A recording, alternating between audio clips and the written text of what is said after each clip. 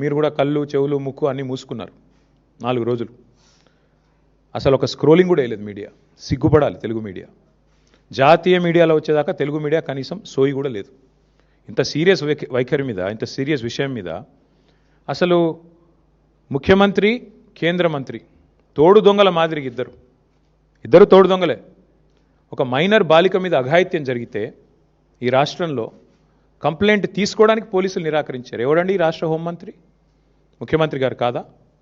ఆ అమ్మాయిని సతాయించి, తల్లిదండ్రులను సతాయించి 6 గంటలు పోలీస్ స్టేషన్లో కూర్చోబెట్టి వేధించి చివరికి కౌంటర్ కేసు పెట్టించారు.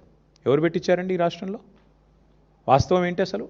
ఆ మైనర్ బాలిక, ఆమె మీద జరిగిన అఘాయిత్యానికి సంబంధించి వాళ్ళ తల్లిదండ్రులకు చెప్పి బోరుమని ఏడిస్తే నిందితుని పట్టుకోవాల్సింది పోయి 9 రోజులు రాచమర్యాదలు చేసి కాపాడిన వెధవ ఎవడు?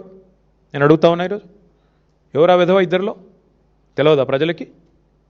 సిగ్గుపడాలా ముఖ్యమంత్రి? ఏమంటాడు మీ డీజీపీ? ఆయనకి ఏమైనా ఉందా తలకాయ అసలు? ప్రైమ్ మినిస్టర్ బందోబస్తులో బిజీగా ఉన్నాం అందుకే కేసు పెట్టలేదా? ప్రైమ్ మినిస్టర్ బందోబస్తు వచ్చినప్పుడు మొత్తం నేరస్తులందరికీ హాలిడే ఇస్తారా?